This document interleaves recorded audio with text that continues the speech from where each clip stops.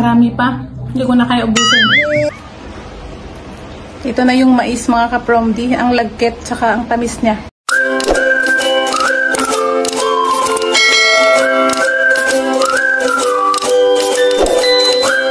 Good morning mga kapromdi. At isa na namang panibagong vlog ang gagawin natin ngayon. Nagawa po tayo ngayon ng calamari. Yan po yung ating uulami. Samahan niyo po ako sa aking bagong video ngayon. Hello mga kapromdi. Naglilinis po ako ngayon ng pusit. Dahil gagawin na po natin ng calamari. Kaya na po hindi po maganda yung tsura ng pusit pa. Naglilinis pa po kasi nakakamiss po yung mga nabibili nating mga calamari minsan sa labas. Kaya nag-crave po ako, kaya gagawa na lang po tayo para hanli po yung ating calamari. Bitin po kasi pag bumili tayo sa labas, kaya gagawa na lang tayo mga kapromdi.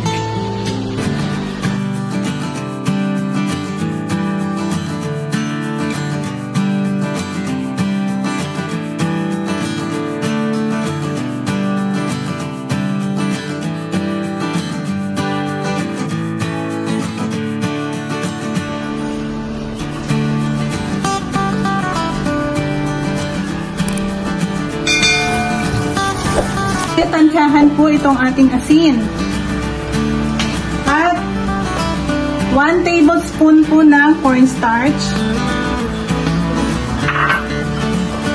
1 tablespoon po ng flour. At lalagyan po natin ito ng paminta. Lagyan po natin ng paminta.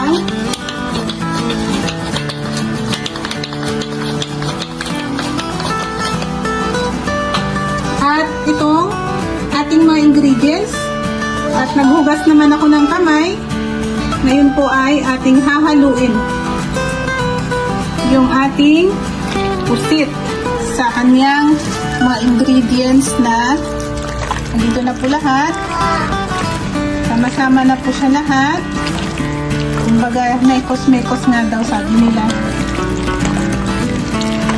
Ganun po talaga yung pag-mix ng pusit na gagawin calamari mga kapromdi. So, depende po sa inyo, tansya-tansya din po kapag nasa bahay po. Sama-sama na yan lahat. At mga kapromdi, nilagyan din po natin ng 1 tablespoon na toasted fry. At pag halu-haluin,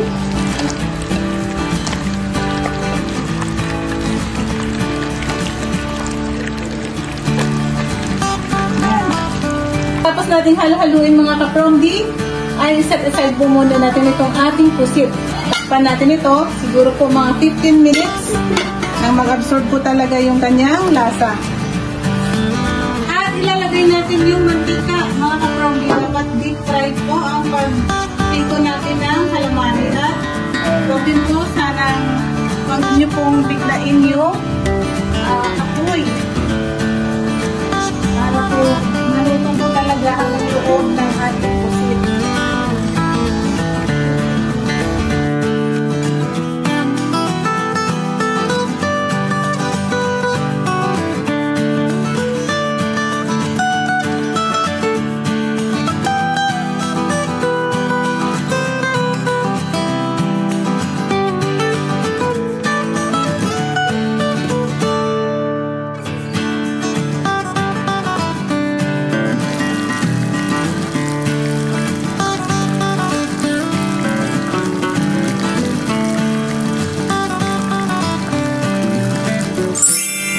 Tayo na po't kumain mga kapromdi.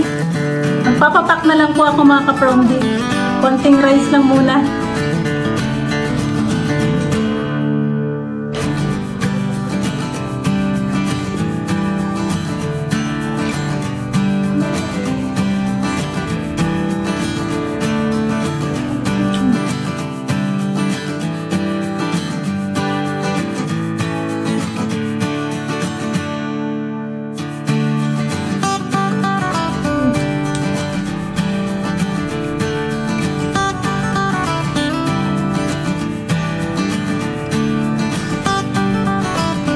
Kapag calamari, pwede siyang papakin, pwede siyang ulam, pwede rin siyang pulutan.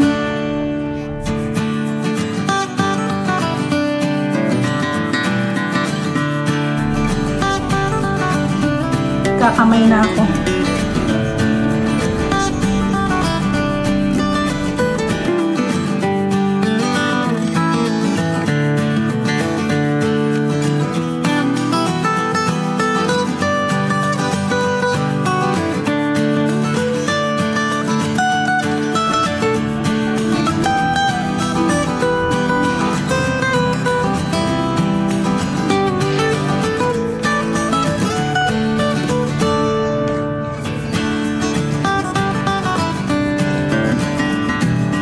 Bali ngayon po ay, ito na po ay ang aking hapunan mga ka-promdi. Pagkatapos ng mahabang trabaho at pagod na, ito na yung aming hapunan. Kain ng calamari, tapos papahinga at tutulog.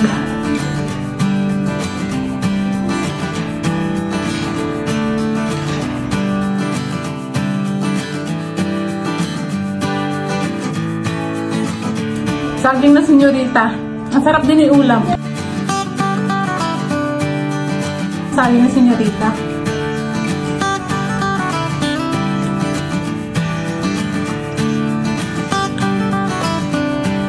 Hindi gaano ka-crispy yung calamaris na niluto ko.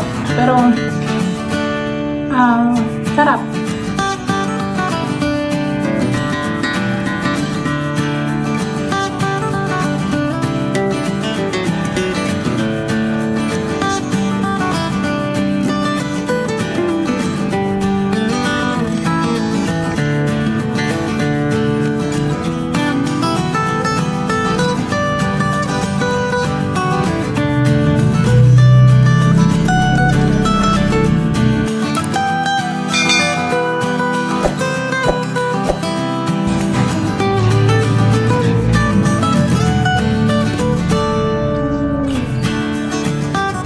Marami pa.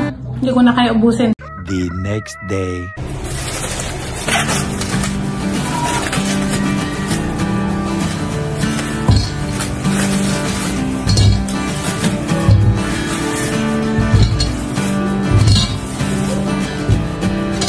Maglaga muna tayo ng mais mga ka-promdi.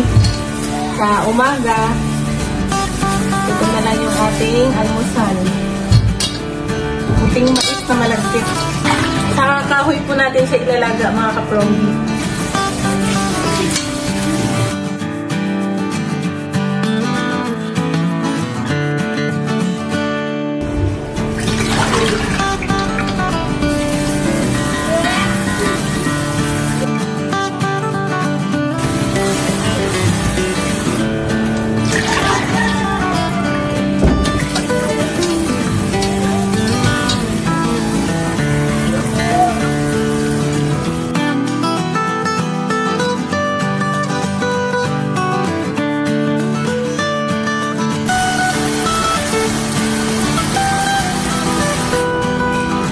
Mais na puti. Ito yung kaldero namin na pwede sa kahoy. Ayan, salang ko na muna dun sa taas. Gising ko lang. Magandang umaga. Bali, i-check po natin yung niluluto nating or nilalaga po nating mais.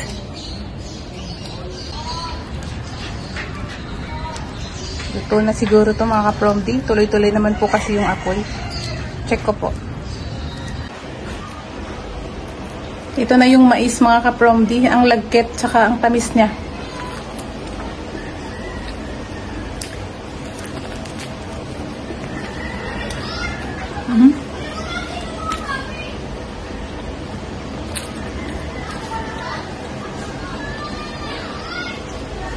Hindi na ako nagluto ng breakfast. Mais na lang muna.